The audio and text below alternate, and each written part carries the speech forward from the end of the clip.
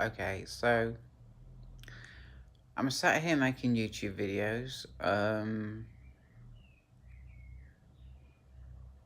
I've I've just got back from seeing my mom. Um, and actually, um, I just quick no, I want to stick to what I want to say. Um, it was really good to as a person, right? The way I'm made, um, I can't handle stress. Um, my system, my body, everything I am, can't handle stress. And um,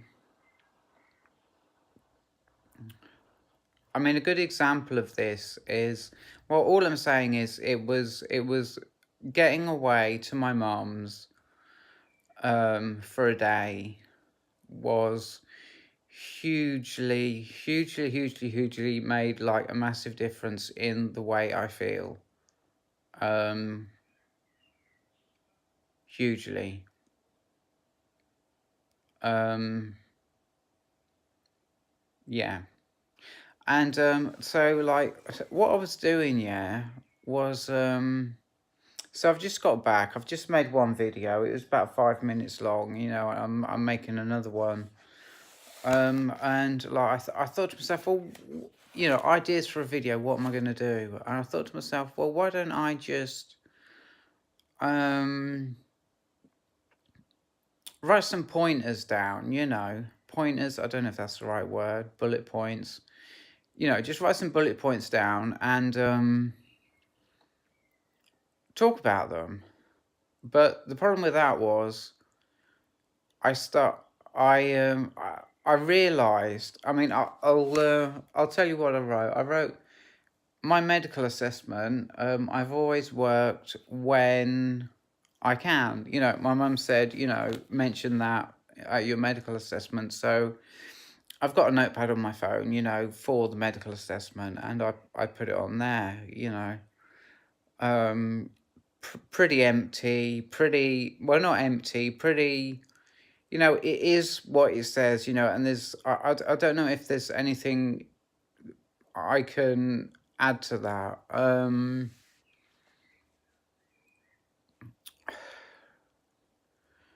I,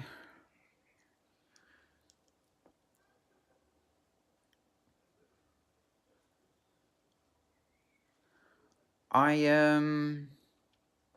I work Monday afternoons, Wednesday afternoons, and Friday afternoons. And this is, you know, I don't know if this is what people want to hear, but I'm going to say it anyway. Tell my story of like, I isolated myself for 3 years. I didn't even see my mum sometimes as often as every 2 weeks. Sometimes it was longer than that, and literally being around no one. Um, I would, I would just, I'd go for walks. And I'm not trying to like make this sound depressing or anything like that. I'm getting to the point of like my history, and basically what it is I've managed, after a long time, after like 3 years, to be able to handle being around people. Um, this could have come from when I was attacked in the magistrate's court. Um, I may have lost my trust with people there. I know that it gave me post-traumatic stress disorder because I had a flashback about 3 weeks ago, and it's weird. I suddenly started getting them for about half an hour. I'd have huge panic, and then like this time, it lasted for an hour, and it's just telling me to take my estrogen. I'll just get rid of that. I have taken it. And I think it all goes to like why I never trusted people or something like that, because I've been hurt and psychologically damaged by something that happened to me. Anyway, so it's really, really positive that I can commit to 3 afternoons a week, because I started out about 2 years ago with like a Wednesday sort of coffee thing, and I went about 2 times, and that was it. I didn't go again for about a year. And then one of the people I met at this coffee club, he started a thing called Shared, and I went to that about 10 times. And a lot of those times I was too mentally ill to be able to go. I had to say, I'm just not well enough today. And Steve was great. He was really understanding. He would never, he would always be cool about it. Even though there were only 4 places at this shed thing, he would always be cool about it, because he knew, I guess, that like I was trying my hardest to get myself there. I just wasn't ready. So I'm really, really stoked to be working like 3 afternoons a week, and that's his history of that. So that's kind of pretty much how. That's one way that this medical assessment could go. That's one way. There's something else that I wrote down, and I just I just realised that instead of writing things just writing things, I found it flowing. I had a couple of ideas. I found it flowing, and I thought to myself, well, why write it down when I can just turn on the camera, start recording, and just say whatever it is that I was going to write. I did I did make a short video sort of hinting, you know, a savvy person, no, I'm not going to say savvy. I'm going to say a certain kind of person would understand. Wow. Oh my God, this video. This video is like, it might be triggering to some people, not this video, but the video I made when I was at Sandy Station, and it was about a comment I made. I made a comment that was potentially triggering, that may, I don't know if it triggered this guy. He didn't seem too bothered, but the thing is, it may have done. And like, what did I write down here?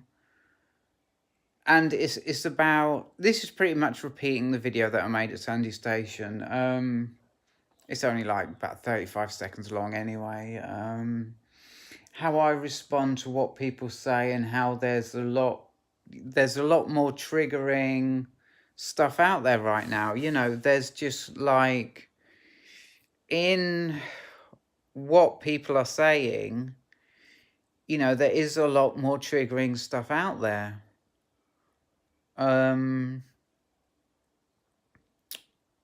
Like like I mean, I was holding that it is crazy out there. I was holding it's just crazy. The information coming at you, you know what I mean, is just, I mean, this girl says to me, yeah, she says, "Get in my hole," yeah. I don't know if she was talking to me. I don't know if she was on her phone to her boyfriend, but I said, like, if that's for me, I don't know,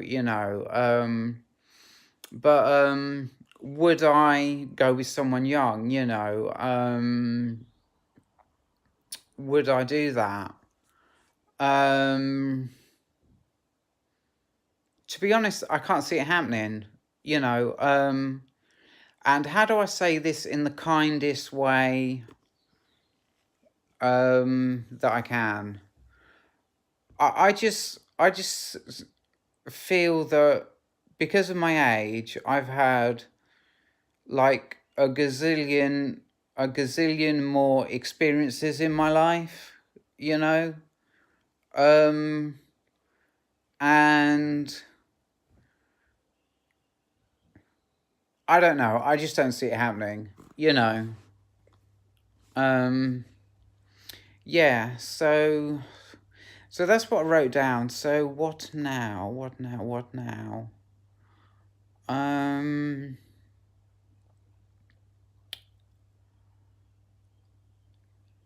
okay, so this is in the same place where I made this comment to this guy, and I'm not going to say it because it is triggering. I realize that now. I'm not going to say what comment it was, but this couple, very young couple. I mean, I'd say like 18 to 20, right?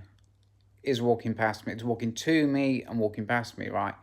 And she says to him, she says, um, either she's trans or he's trans, yeah.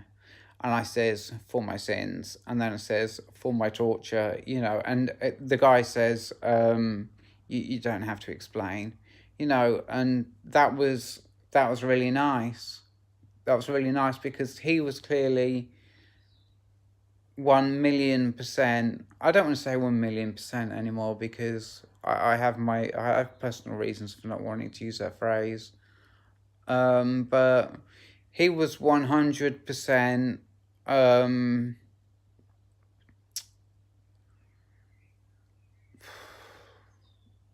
it's I should be able to say it, but it's unusual. Is it unusual for someone just not to care at all?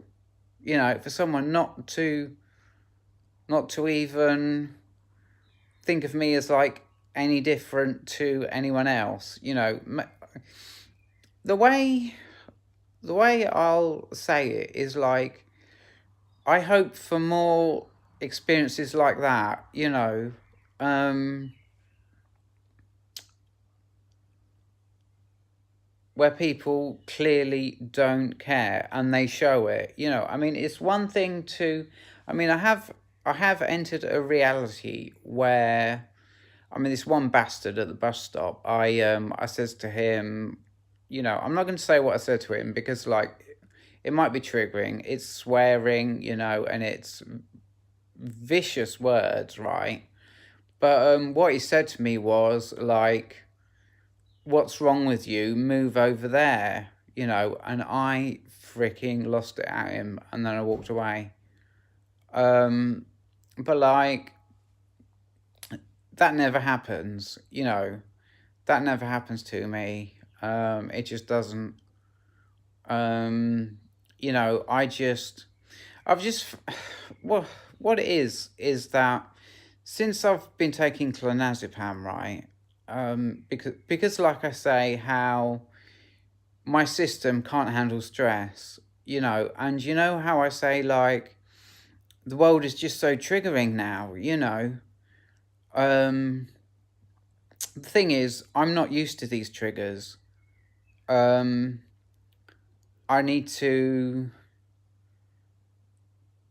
and it's a beautiful thing that I know that I can grow. Um, and I'm actually really, really getting there because like I compared what I said to this geezer. Yeah, I was just fucking around. Yeah, I was just making conversation really, and I got to thinking. The things that people have said to me. Um, that I have that have baked me. I'll use my own word. You know, people never use that word, but that's the word I'll use. You know, um, and thinking how like if I, you know, like I don't even need to go there, do I? You know, it's just about being chill. It's just about being chill. You're hearing something, not quite knowing what it means, and just being chill. That's what it is. That's all it is. Yeah. But yeah, that is since taking the clonazepam. I mean, before that, I was a complete basket case. You know, I was hallucinating. Um, like, I mean, I guess my reality at the moment is that sometimes I get bullshit comments. You know, um, sometimes someone will say something and I think it's a bullshit comment, and then later on I realise no, they were talking about something else, you know. Um, but the clonazepam made me feel like no one's judging me, you know. No one gives a shit. So I'm at the place where I feel like no one gives a shit. That's where I'm at. I mean, this guy at the bus stop was just he was just some kind of, you know, very unusual person, you know, a very sort of felt like he had the right to tell me to physically take my body and move it over there. He felt he had the right to ask me to do that, you know. Just a very rare and unusual person, you know. Um, and but what I want to manifest is people actually showing, instead of me knowing, just knowing, like I just know, I can tell, I just know, you know. I want people to show me, like that couple, that girl and that boy, you know, very cute couple, um where he says you don't have to explain it, you know. I want more people to be saying to me, you know, chill out, um you know, just any comment. I don't know what the comment is. It hasn't happened yet. You know what I mean? I want I want so many different comments. You know, I want them to be really. I want a lot of variety. I'd like these comments, right? I'd like them from people who are present. You know, people who are not thinking about anything. You know, because I feel that that's the place where, you know, when someone's really quick. You know, I was quick today with someone, and she said that was good comeback. She said to me, you know, comebacks, I feel they come best from somebody who is good at staying present.